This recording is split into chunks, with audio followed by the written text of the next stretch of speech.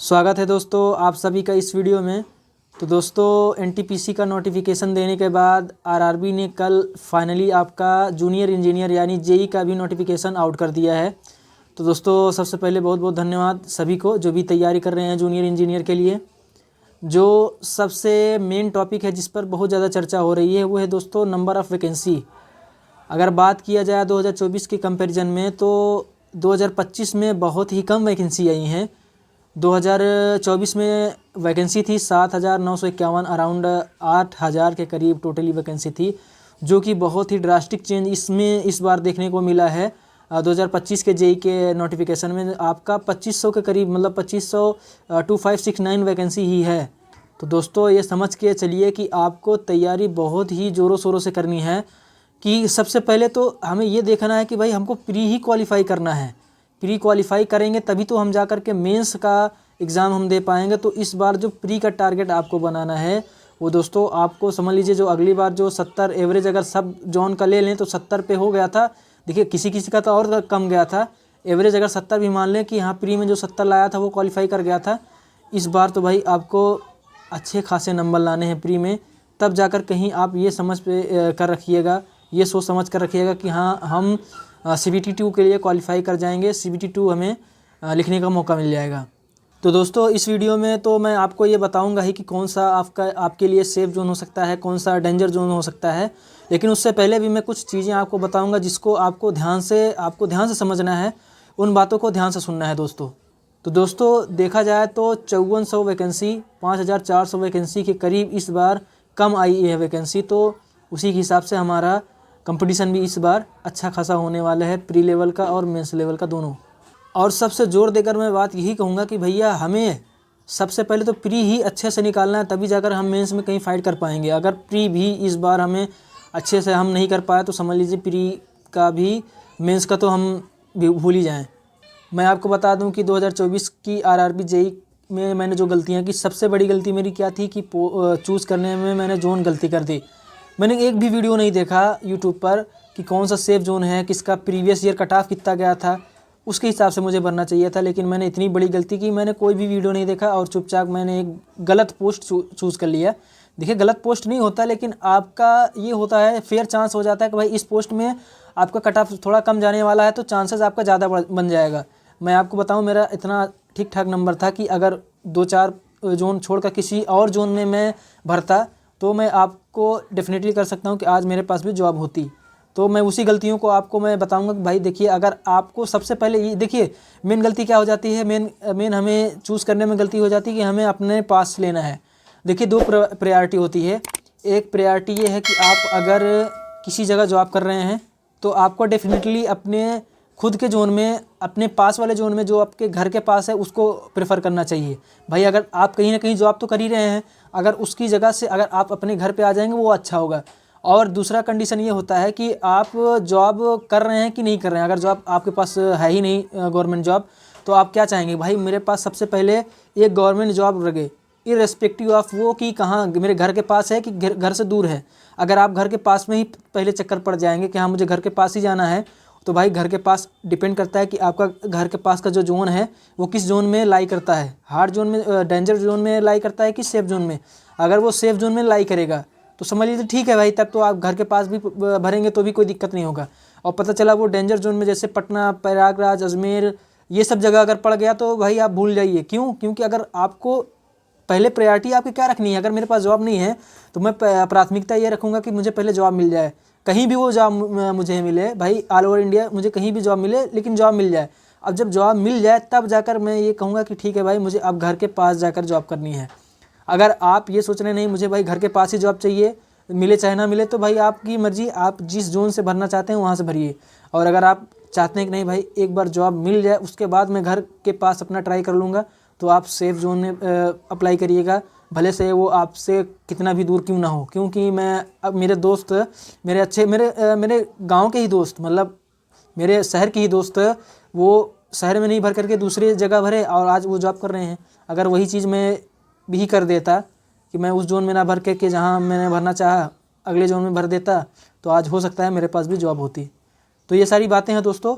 तो मैं आपको सबसे पहले सेफ जोन के बारे में बता देता हूँ। सेफ जोन आपका कोलकाता हो सकता है, ज़रूरी नहीं है, क्योंकि देखिए वैकेंसी तो बहुत ज़्यादा है, सबसे ज़्यादा तो उसी में है 600 के करीब, तो उसमें तो डेफिनेटली ज़्यादा नंबर ऑफ़ फॉर्म फिल होंगे, ये तो मान के चलिए आप, क्योंकि ये ट्रेंड रहता है आरआरबी का कि भाई जिस जगह ज़्यादा नंबर ऑफ़ वैकेंसी देखते हैं बंदे, वहीं पर हर फॉर्म ज़्यादा अप्लाई होता है। लेकिन ज़रूरी नहीं है कि जहाँ पर वैकेंसी ज़्यादा हो वहाँ कट ऑफ भी कम जाए, हो सकता है कम जाए भाई, मतलब जैसे देखिए 628 के कंपैरिजन में हर जगह से तो कम ही जाएगा ना, हर जगह जहाँ 200 भी वैकेंसी और जगह नहीं है, एक दो को छोड़कर, तो भाई वहाँ तो थोड़ा सा कम ही जाएगा, तो वो आपका सेफ जोन हो सकता है। मुंबई आपका एक सेफ़ जोन हो सकता है, एक सेफ़ जोन आपका चेन्नई भी हो सकता है, अहमदाबाद भी हो सकता है। लेकिन अहमदाबाद में स्टार इसलिए लगा रहा हूँ कि अहमदाबाद इस बार सेफ़ जोन इसलिए नहीं हो सकता क्योंकि अजमेर जोन की जो वैकेंसी है वो बहुत ही कम है, अराउंड 40-50 करीब वैकेंसी है, तो उसकी वजह से जितने भी अजमेर जोन यानी राजस्थान के जितने भी कैंडिडेट होंगे, जितने भी बच्चे होंगे, वो मोस्ट प्रोबेबली 99.99% चांस है कि वो अहमदाबाद जोन फिल करेंगे। तो आप एक बार ध्यान दे दीजिएगा अगर आप अहमदाबाद जोन चूज़ कर रहे हैं तो, बस मैं यही कहूँगा कि एक बार आप ध्यान ज़रूर दे दीजिएगा अगर अहमदाबाद जोन चूज़ कर रहे हैं तो। बाकी हो सकता है भाई कम ही जाए, लेकिन राजस्थान वाले बच्चे उस पर शिफ्ट करेंगे।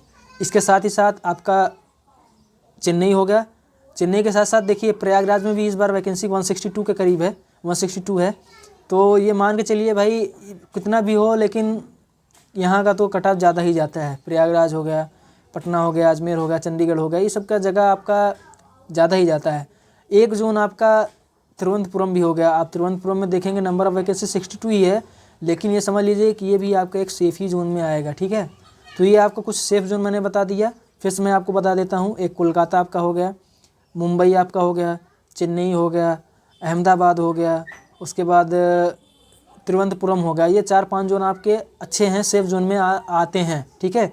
इसके बाद जो आपके जो मैंने बताया जैसे अजमेर हो गया, अजमेर में तो भूल के भी मत भरिएगा, ठीक है। अगर आप फ्रेशर हैं, मतलब 2025 में पहली बार जेई का फॉर्म फिलअप करने जा रहे हैं, तो भूल करके भी अजमेर जोन मत चूज़ करिएगा, मैं आपको बस यही सलाह दूंगा। बस अगर आपको जॉब लेनी है, पहले ये मायने नहीं रखता कि कितनी दूर है आपका घर, तो आप अजमेर जोन मत करिएगा। इसके साथ आपकी जो डेंजर जोन है अजमेर, उसके बाद गुवाहाटी, गोरखपुर, पटना, ये सब आपकी वैकेंसी जो है इसमें बहुत ही कम है, बहुत ही कम है। और यहाँ पर मुजफ्फरपुर, ये सब जगह आपका कट ऑफ जो है भाई हर बार लगभग ज़्यादा ही जाता है और के कंपैरिजन में, तो इस बार तो वैकेंसी कम है तो और भी जाएगा, चांसेस तो और ज़्यादा ही होगी। तो दोस्तों मैं जो बताया आप ध्यान से सोचिएगा, ज़रूरी नहीं है कि मेरी बातों का ही मानिए भाई, किसी को मेरी बात क्या किसी की बात मत मानिए, आप अपना लॉजिकल थिंकिंग लगाइए कि हाँ मेरा दिमाग क्या कह रहा है, मेरा माइंड क्या कह रहा है, उसके बाद आपको जो लगे वो चूज़ करिएगा। लेकिन चूज़ करने से पहले ये सारी बातें आप ध्यान में रख लीजिएगा, अपने माइंड में रख लीजिएगा कि हाँ मुझे जिस जोन को चूज़ करना है उससे पहले मैं ये बातों को ध्यान में रख लूँ। बाकी ज़रूरी नहीं है कि जहाँ पर भाई वैकेंसी कम है वहाँ पर कट ऑफ ज़्यादा ही चला जाए, पता चला वहाँ पर फॉर्म ही नहीं पड़ा तो वैकेंसी कम होने के साथ साथ ही वहाँ पर cut off initial cut off कम चला जाएगा। तो ये सारी दोनों बातें होती हैं। तो लेकिन फाइनली यही होता है कि भाई जहाँ पर सेफ़ जोन है आपका वहाँ पर आप भरिए, जो मैंने सेफ़ जोन बताया आपका, जो डेंजर जोन है वहाँ से थोड़ा आप किनारा करिए, वहाँ से बच के रहिए, क्योंकि वहाँ पर आपका कट ऑफ ज़्यादा जाने का चांसेस है। और इसके साथ ही साथ मैं आपको ये बता दूं कि आप इस बार टियर 1 का टारगेट कितना करके चलेंगे। देखिए दोस्तों, अगली बार जो मैं बता रहा हूँ 60-70 के राउंड अगर एवरेज मान ले तो हर एक शिफ्ट में, हर एक जोन में अगर 60-70 नंबर किसी का आ जाता था तो वो लगभग CBT2 के लिए क्वालिफाई कर जाता था। लेकिन इस बार आपको टारगेट कम से कम 80 प्लस लेकर चलना है, तब जाकर आपको सोच समझ के चलिए कि हाँ मुझे CBT2 देने का मौका मिल जाएगा। 80 प्लस आप टारगेट रख के चलिए भाई। अगली बार 70 के करीब तब गया था जब 8000 के वैकेंसी के करीब नंबर था तब। इस बार तो आपको 2500 के करीब नंबर ही है, तो समझ लीजिए कि कितना ज़्यादा कट ऑफ जाने का चांसेस है। तो टारगेट कम से कम करके चलिए कि आपको 80 टारगेट लेके जाना है किसी भी हालत में। आपका जिस तरीके से आप जानते हैं कि आपका जनरल अवेयरनेस का पोर्शन इसमें रहता है CBT1 में। CBT1 में आपको मैं बता दूं तो मैथ रहता है, रीजनिंग रहता है, जनरल अवेयरनेस और जनरल साइंस। जनरल अवेयरनेस का 15 नंबर का क्वेश्चन रहता है, 30 नंबर रहता है जनरल साइंस का, 25 नंबर रहता है आपका रीजनिंग का और 30 नंबर रहता है आपका मैथ का। तो मैथ रीजनिंग ये आपका अच्छा खासा पोर्शन है जिसमें आप स्कोर कर सकते हैं। तो इसको अच्छे से अभी से ही तैयारी करना शुरू कर दीजिए। अगर इस बार पहली बार आप आरआरबी जेईई का आप फॉर्म अप्लाई करने जा रहे हैं तो सबसे पहले आप मैथ और रीजनिंग आप अपने अच्छे से तैयार कर लीजिए और साइंस का पोर्शन अच्छे से तैयार कर लीजिए। साइंस आपका अप टू 10 ही लेवल 10 लेवल का ही आता है, तो मोस्ट प्रोबेबली अगर 30 क्वेश्चन आपका तैयार है, 30 क्वेश्चन अगर आएगा तो 25 क्वेश्चन 20 क्वेश्चन आपका 10th लेवल का ही रहेगा, 12th लेवल का नहीं रहेगा। वो बहुत हार्ड रहेगा, तो 5 ही क्वेश्चन आपका बहुत हार्ड रहेगा, बाकी आपका 10th लेवल से ही रिलेटेड रहेगा। मैंने इससे पहले दिया है तो मैं आपको बता दूं, जो फिजिक्स केमिस्ट्री और बायो का जो साइंस का पोर्शन है 3 में डिवाइड होगा, फिजिक्स केमिस्ट्री और बायो में। तो फिजिक्स और केमिस्ट्री और बायो में आपका बेसिक ही चीज़ें पूछता है सबसे ज़्यादा। जैसे सबसे ज़्यादा आपकी जो इसमें बनता है नंबर वो होता है आपसे, तो केमिस्ट्री में जो सबसे ज़्यादा नंबर बनता है वो पीरियाडिक टेबल से ही क्वेश्चन ज़्यादा पूछता है। सक्रियता श्रेणी और जो भी होता है पीरियाडिक टेबल से ही पूछता है वो ज़्यादा। बाकी और भी जितनी चीज़ें उसको भी आप पढ़ के जाइएगा, पीरियाडिक टेबल आप अच्छे से पढ़ के जाइएगा। उसके बाद आपका फ़िज़िक्स की अगर बात करूँ तो फिज़िक्स में भी मात्रक और ये सब होता है। उसके बाद मतलब जनरली आप अगर 10 लेवल का अच्छे से तैयार करके जाएंगे आपका हो जाएगा। बायो में भी थोड़ा डीप पूछता है, बायो में थोड़ा सा आपको अच्छे से पढ़ाई करनी है, उसको पढ़ के जाइएगा। मैथ, रीजनिंग, जीएस, उसके बाद साइंस, ये हो गया प्री का। उसके बाद मेंस का जो आपका पोर्शन है, मेंस का पोर्शन वो 150 नंबर का आता है। 150 में आपका 50 नंबर रहेगा एक अलग पोर्शन नॉन टेक्निकल जिसको अगर हम बोल सकते हैं, और 100 नंबर रहेगा टेक्निकल पोर्शन। तो जो 50 नंबर नॉन टेक्निकल पोर्शन है उसमें से आपका रहेगा 15 नंबर का जीएस, 15 नंबर का फिजिक्स और केमिस्ट्री, 10 नंबर का रहेगा आपका कंप्यूटर, 10 नंबर का आपका रहेगा इन्वायरमेंट एंड इकोलॉजी। मैं दोस्तों आपको बता दूं, मैंने अगली बार भले से मेरा सिलेक्शन नहीं हुआ लेकिन नॉन टेक्निकल पोर्शन में जो CBT का हुआ था उसमें अच्छा खासा क्वेश्चन मैंने किया था और मेरा नंबर भी ठीक ठाक आया है। बस मेरा टेक्निकल नहीं हो पाया था जिसकी वजह से मेरा सिलेक्शन उस जोन में नहीं हुआ जिस जोन में मैंने अप्लाई किया था। बाकी और जोनों में हो सकता था। बहुत सारे ऐसे बच्चे होंगे, मैं ही नहीं, बहुत सारे इतने बच्चे होंगे जिनका अगर उस जोन को छोड़ दिया जाए तो किसी और जोन में सिलेक्शन हो सकता था। बस यही गलती हुई कि जोन चूज़ करने में वो थोड़ा सा गलती कर गए। तो दोस्तों अगर आपको इस आरआरबी जेईई 2025 में अच्छा नंबर स्कोर करना है तो दोस्तों मैं कहूँगा कि आप इस चैनल को सब्सक्राइब कर लीजिए, मेरे साथ जुड़ जाइए। मैं रेगुलरली आपको वीडियो बनाकर स्ट्रेटजी बताऊँगा कि किस तरीके से आपको किस डायरेक्शन में आपका लेके जाना है आपको तैयारी, ताकि आप भी एक सिलेक्शन ले सकें, आपको भी एक पोस्ट मिल सके इस 2025 वाली जेईई के वैकेंसी में, रिक्रूटमेंट में। तो दोस्तों मैं यही बताऊंगा क्योंकि मैंने 2024 में दे दिया है, 2024 में जितनी सारी गलतियां हुई थी उसको मैंने थोड़ा सा एनालाइज किया, सीखा। और मैं आपको बता दूं टेक्निकल पोर्शन में भी मैंने देखा कि किस सब्जेक्ट का, किस टॉपिक का सबसे ज़्यादा क्वेश्चन ज़्यादा पूछ रहा है आपका।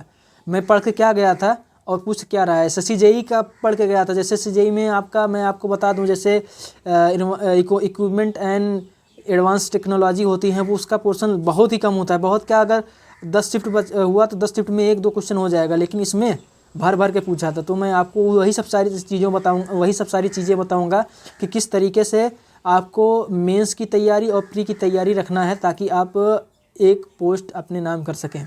तो दोस्तों मैं आशा करता हूं कि आप मेरी बातों को समझ सके होंगे, और अगर वीडियो आपको अच्छी लगी हो और आगे की तैयारी मेरे साथ करना चाहते हो तो चैनल को ज्वाइन कर लीजिएगा, मतलब चैनल को सब्सक्राइब कर लीजिएगा। और मिलते हैं तब तक अगले वीडियो में। तब तक के लिए बहुत बहुत धन्यवाद। आशा करता हूं कि आप अभी से अपनी तैयारी को अच्छे से आगे की ओर बढ़ा रहे होंगे।